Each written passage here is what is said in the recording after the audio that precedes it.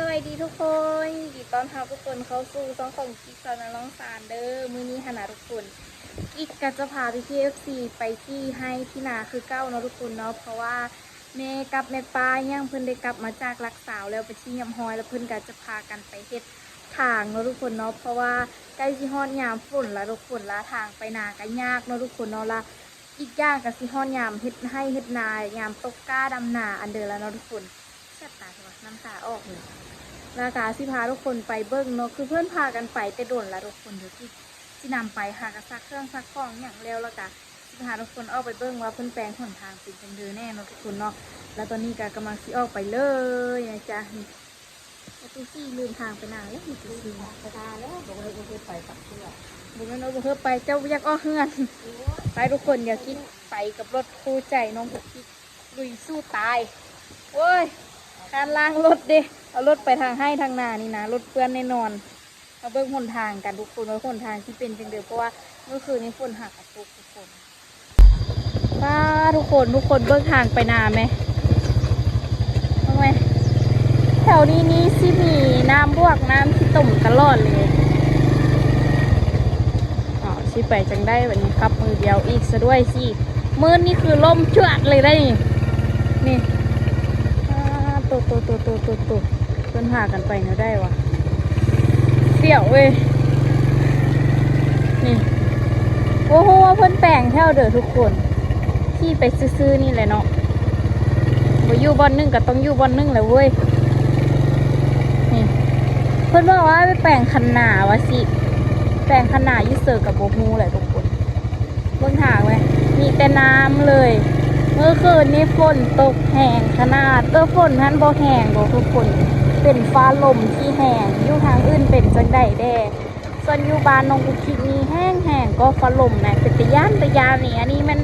ต้นไม้ทับทางนี่แล้วเพิ่นมาแปลงออกแหละนี่ว่าทุกคนเบิ่งทางไว้ทุกคนรู้ไหมอ๋อสิมีแต่ทางยากก็ได้ไปนานี่ทุกคนโอ้ตายจีรอดหรือจีหลวงเนาะนี่โอ้เป็นคนมือนิ่งขนาดเลยขับมือเดียวแบบซื้อปิดเลยนี่ไงพยานบอกขับเองยานเองนี่มือนึงจับกองมือนึงขับรถนี่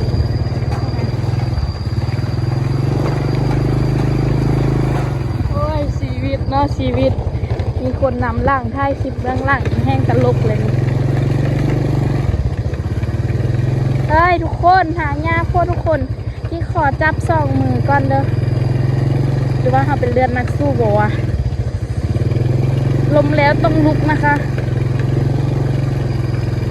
พาดรถเลยทางดอกมือเมื่อกี้นี่นะนี่โอ้ my god ระดับเสียงขับรถนั้นนะน้ำมันโบเบิร์ตก็คือโบจบนะทุกทีนะน้ำมันใกล้ซิมเมอร์เลยนี่ทุกคนโบได้เติมน้ำมัน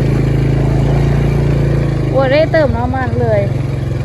โอ้เจ็บตัวแขนโอ้เจ็บแขนทุกคนเมื่อยเจ็บแขนแหงตอนนี้นี่ใกล้ซีฮอนแล้วที่บอกใกล้ซีฮอนว่ามันเฮ็ดทางอะไรโอ้ยเจ็บกว่าแขนกึ่งด้านเดียวทุกคน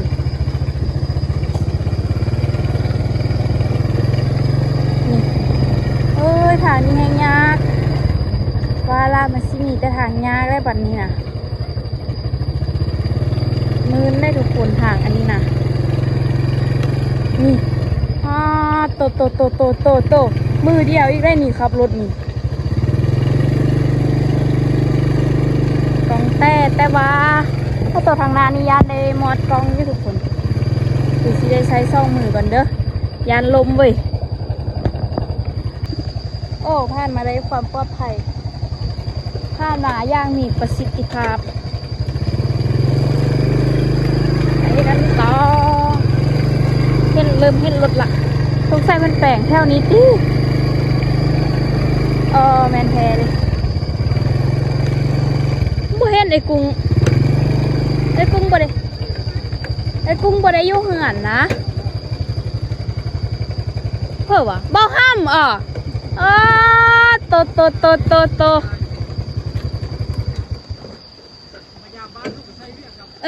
มาถึงมือถึงยามขนาดเนาะ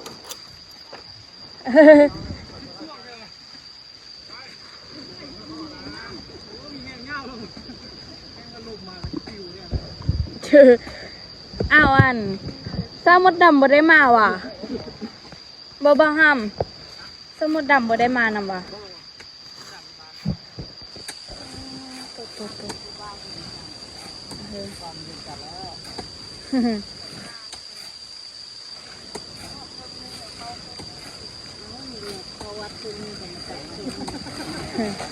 ยันเต็มเนาะก็เจอกับเฮียในร้อยนึงแน่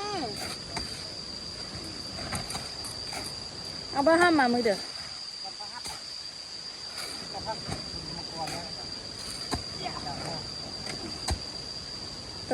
ตัวแมงอันนั้นว่าฝนเฮ็ดตาบได้นี่สงสัยนี่คือสิเอาเฮ็ดตาบเนาะ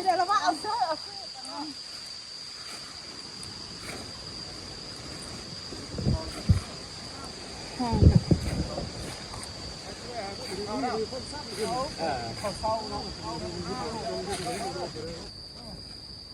แนวคนดุคนมั่นก็เป็นแนวนั้นละบ่ไปหาไอ้กุ้งแล้วเพิ่นว่าไอ้กุ้งไปส่วนว่ะเห็นล่ะบ่เห็นรถแดก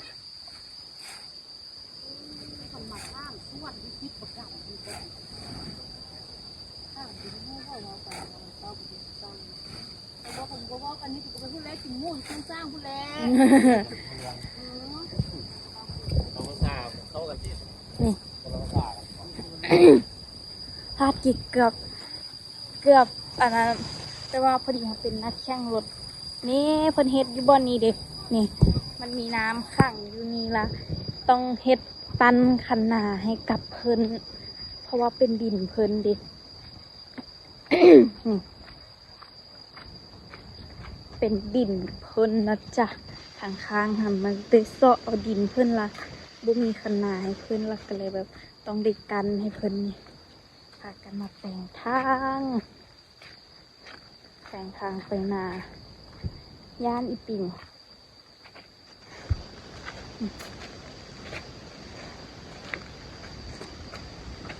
พอลุงนะได้ขี้ดินแดงมาพดแม่นี่เนาะพอลุงเนาะคักสุดนี่เนาะนี่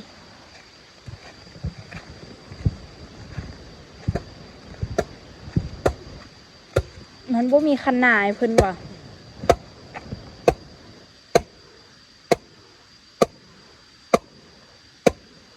เฮ็ดไปฮอดเสือเฮ็ดสุดเลยหรือว่าเฮ็ดแต่ซ้ำนี้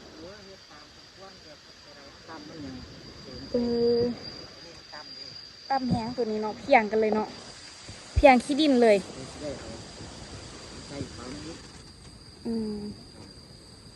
ตอนนั้นบนนี้ฮันเป็นน้องก็ทุกคนเนาะเป็นน้องบักเลิกโอ้ถ้าบ่เอาขี้หินมาทบนี้ไปได้เลยเนาะตอนนี้เนาะ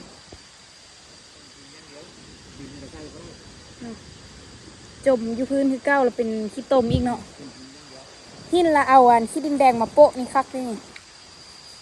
เอาขี้ดินแดงมาเซอร์อีกนี่ต้องหากันมาเฮ็ดทางอยู่นี่ทุกคนจักน้อยกันแล้วหลายคนเนาะพ่อลุงเนาะแบบเดียวกันแล้วนี่อันเป็นน้ำบ่อนี้เลิกได้นี่ทุกคนขนาดเพิ่นเอามาใส่มันยังฟูน้ำยังมีอยู่พากันมาแปลงทางส่วนเฮาก็มาเบิ้งซื้อๆเฮานะ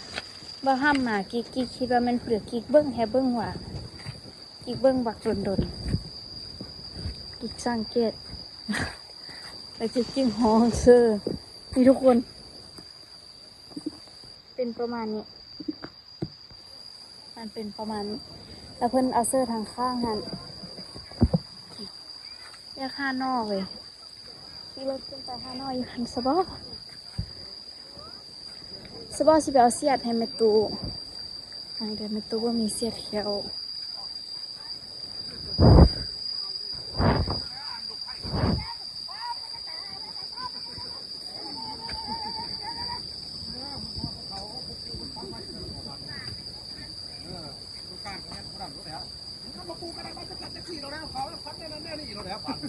ควันมือ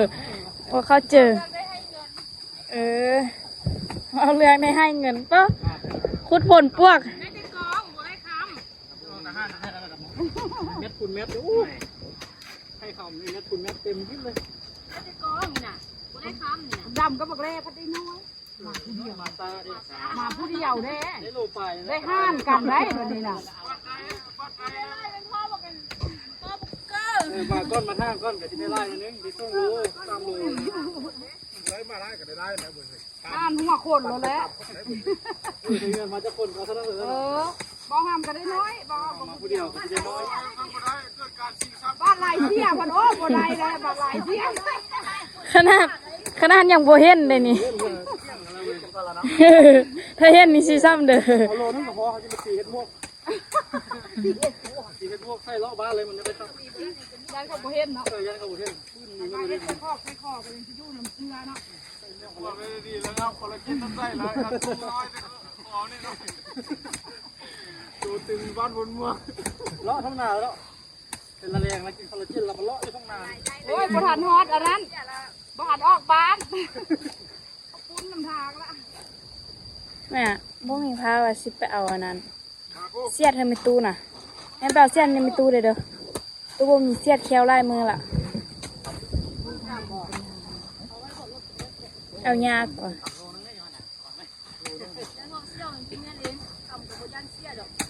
พาคูดเอาไปเลย อ่ะใส่ปอก่อน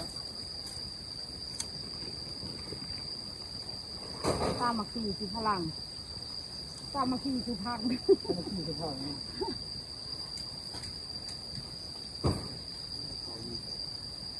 เนี่ยเอาขึ้นรถไป เป็นรถบนรถติงเป็น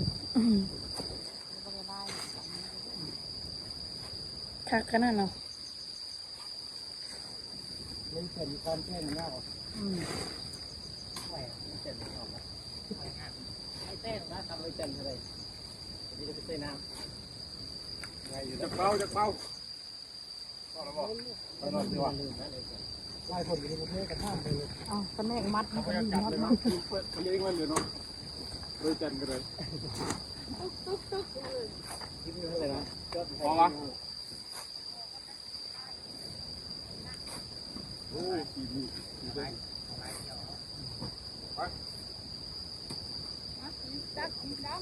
ไปแหละ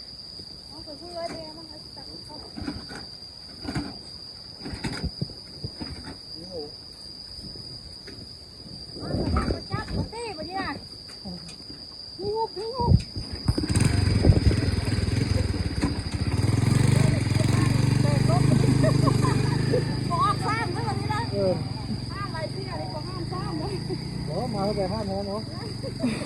ไอ้เสื้อบักเสื้อเนี่ยกับห้ามมดมาเลยเนี่ย อ่ะป่ารถพ่อลุงคือเอ็ดอันนั้นละป่าเป็นสีแดงอันนั้นล่ะตัวทางกองหั่นน่ะกระดนบ่ป่า โอ้ยบุญบังไฟกับประกาศระบบเสียบซื้อ เออ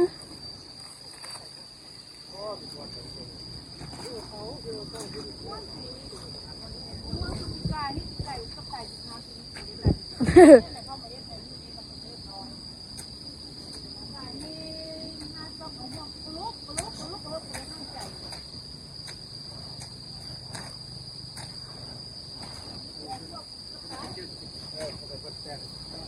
อ่านข้องแม่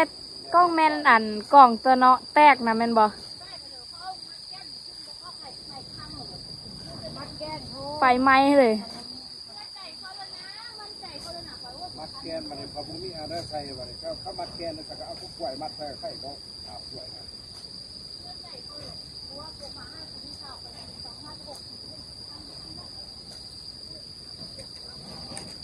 เขาอยู่หัวรถยานหัวฟาดขี้นี่ปานนั้น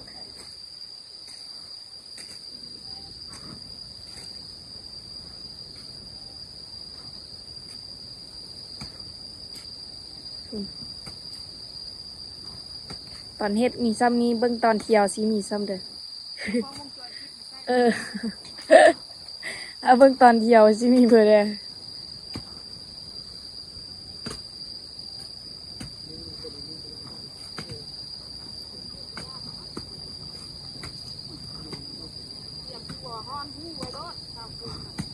สาวกรุง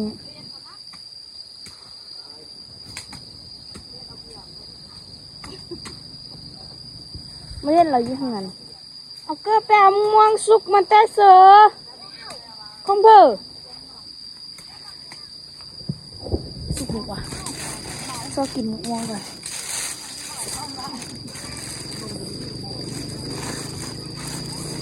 มันแห้วหรือมันสุก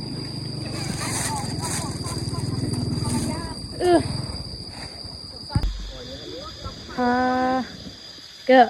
กิดไปขี่รถอันนั้นคักว่ะคือปลาเมียวเลยเนาะคือปลากระโต้เลยเนาะดังเก้อคือปลากระโต้เลยเนาะ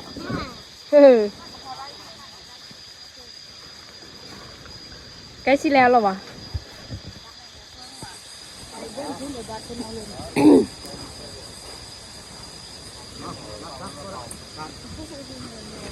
คาดน่ะมาบัดเลย แม่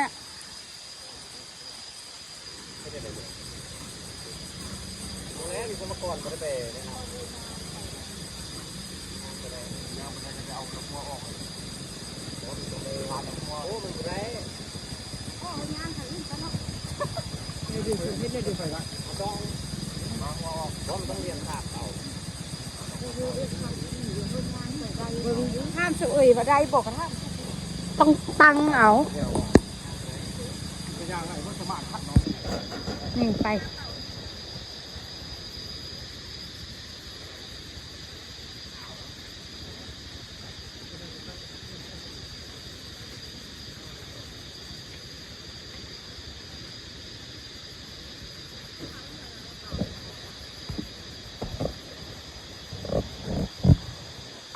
กับยังไงคุณลุงเอาไปตอกผู้เดียวอยู่คุณ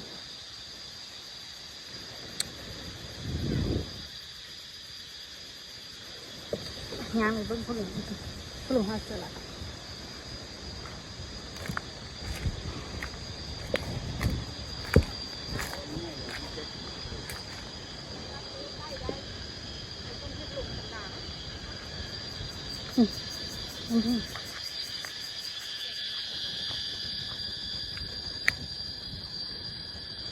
โอ้ไก่ชีแล้วล่ะทุกคน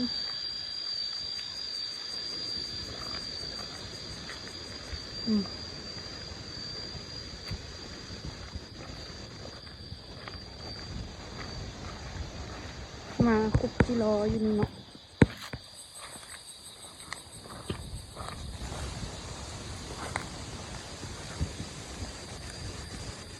มาคุกกิโลอยู่นี่ชิแล้วเนาะพ่อลุงเนาะ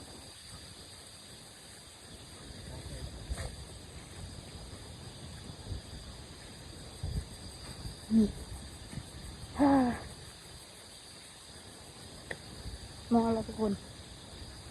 นี่โอ้ยอีกลายอยู่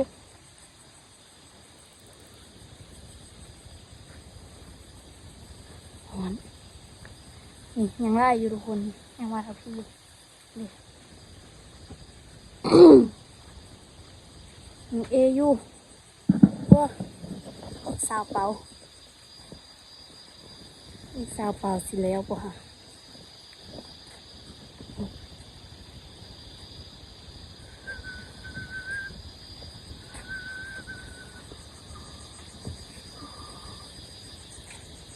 อยู่หนาแถวนี้มีตัวห้อยกระทุกคนนี่สิผ่านยางไปเบิ้งทันทีมันกำลังเข้าป้อนนะกระเจ้ามาเก็บห้อยเก็บอยู่พี่ก่อนเก็บไก่ก่อนเธอนี่ยังมีไล่เห็นพุ่นทางพุ่นไม่ไล่เล็ดออกแล้วพุ่งหมดเลยมันเป็นอะไรระบบบ่ได้มาเก็บห้อยโดนไล่ปีแบบบ่ได้มาเก็บห้อยท่านอยู่พุ่นไปกลับไปพุ่นอีกเหรอทำไมมันร้อนอย่างนี้วะ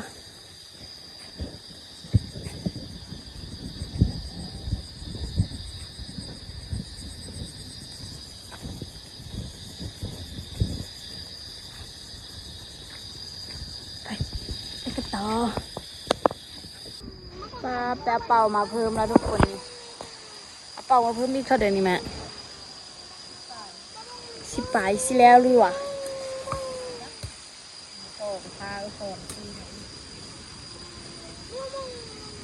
สอนที่ระบบอะไร ซื้อต่ออยู่ระบบ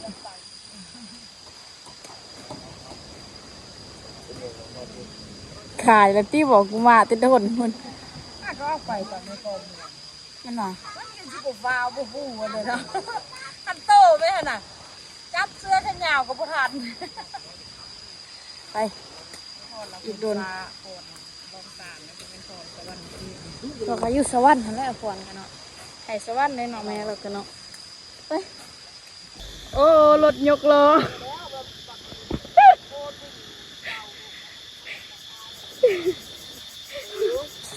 รถยกล้อมันกล้องไปทางล่างเนี้มันเลยยกล้อแล้วคนทางหน้าลงเนาะยกล้อเลยแม่ทาละ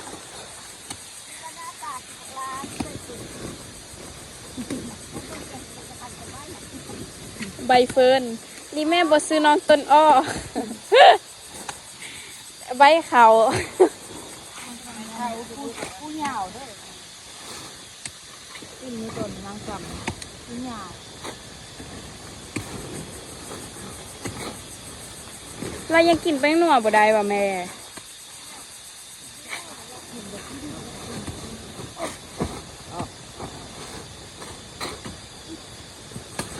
พาไปตำข้าวปุ้นกิน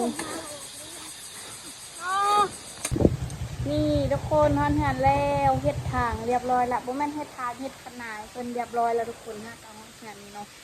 คือสำเร็จเสร็จสิ้นเลยเนาะทุกคนแต่ก็ยังบ่สำเร็จเสร็จสิ้นแค่พอก็ยังสิใส่ท่อน้ำทุกคนแล้วก็คลิปนี้น้องก็คิดไปก่อนทุกคนเจอกันในคลิปหน้าด้วยว่ากิจจะพาวิที FC ไปแฟะที่นี่ไปก่อนทุกคนบ๊ายบาย